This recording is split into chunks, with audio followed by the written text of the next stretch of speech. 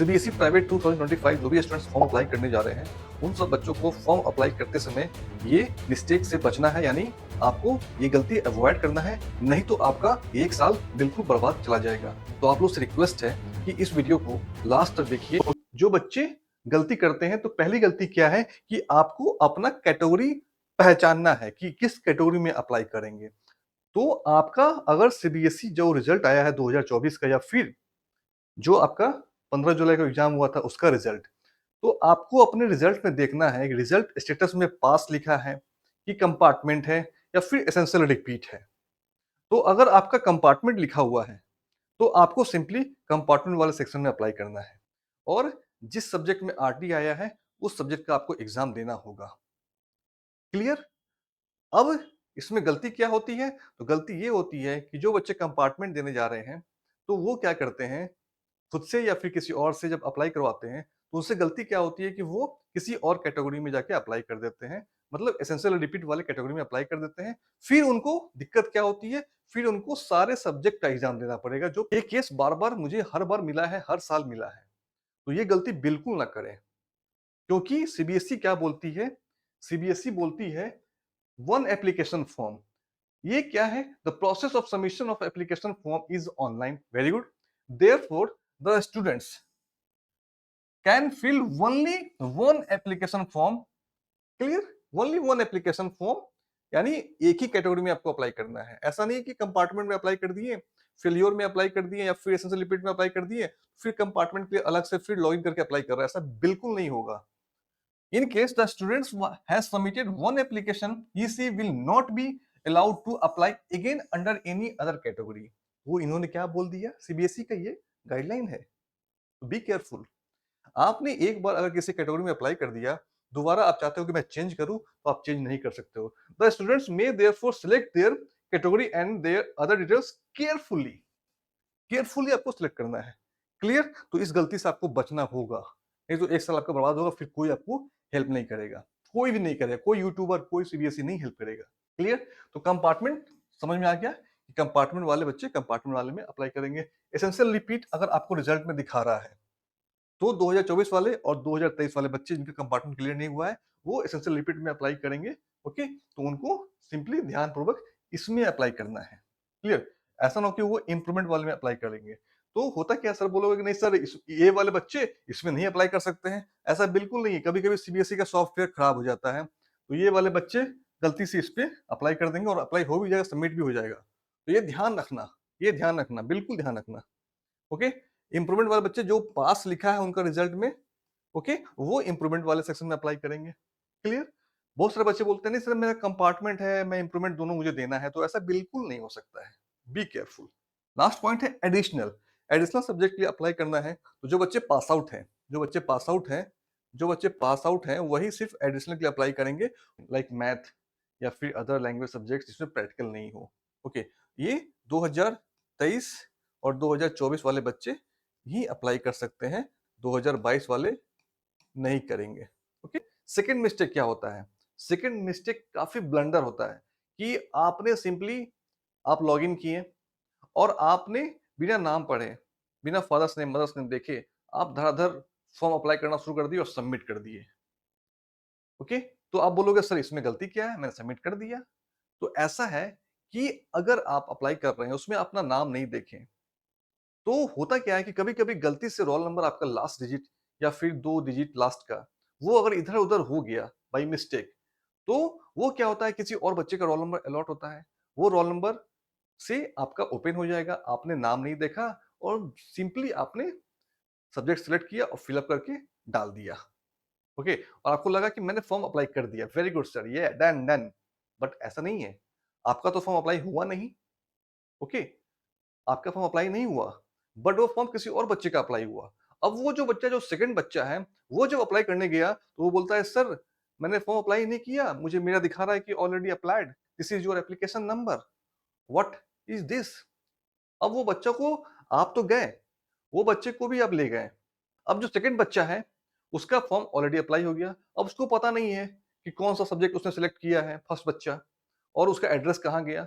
अब मालूम पड़ा जब उसका एडमिट कार्ड आया, तो उसका सेंटर दिल्ली है। बच्चा यूपी का, दिल्ली में एग्जाम सेंटर है। तो ये गलती बिल्कुल मत करना, खुद भी बचो और दूसरे को भी बचाओ। ये बहुत सारा केस आया है पिछली बार।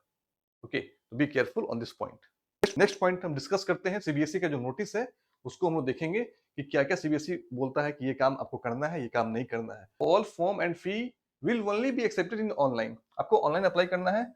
तो आप बोलोगे सर स्कूल से अप्लाई हो सकता है क्या? बिल्कुल स्कूल से अप्लाई नहीं होगा, ऑनलाइन ही होगा। स्कूल वाले भी ऑनलाइन ही करेंगे और फी आपसे अधिक लेंगे, तो आप लोग बचो इससे।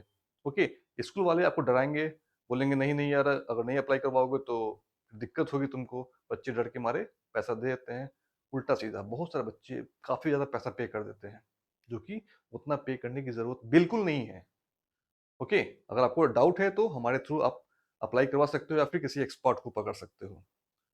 कैफे में बिल्कुल मत जाना, वो भी डिस्कस करेंगे। तो कैफे में इसलिए नहीं जाना क्योंकि ये पॉइंट है, सीबीएसई का ही पॉइंट है, जो मैंने बोर्ड में लिखा है, alert, no excuse that cyber cafe ETC has committed, the mistake will be accepted and the application will be dealt with as per the rules. Candidates are advised to fill their form themselves. तो CBSE बोलता है खुद से आप apply करो। अगर cafe से apply कर रहे हो तो गलती होगी तो यू आर रिस्पॉन्सिबल, सीबीएसई कुछ नहीं कर सकता है। तो अगर आपको खुद से नहीं कर पा रहे हैं तो किसी एक्सपर्ट को पकड़ लो या मुझे पकड़ लो। ये नंबर है व्हाट्सएप, ये टेलीग्राम है, वहां पे आप कांटेक्ट कर सकते हो वहां से। क्लियर? तो ये ध्यान रखना है। No application shall be accepted offline mode में, बिल्कुल नहीं होगा। ऐसा नहीं होगी तुम उठाए चले गए स्कूल में ऑफलाइन, बिल्कुल नहीं होगा।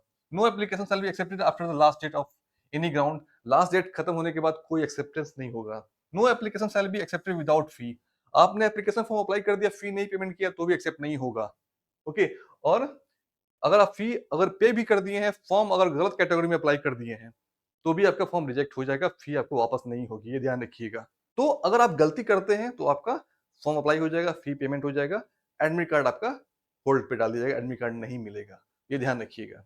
बट एक केस और मैं डिस्कस करने जा रहा हूं कि अगर फॉर्म आपने सही से अप्लाई भी किया है तो भी आपका एडमिट कार्ड नहीं आया। बोले ये सर, ये क्या है सर, ये क्या ब्लंडर है? ओके, तो ऐसा हुआ है, जुलाई मंथ में ही ऐसा हुआ है मेरे साथ।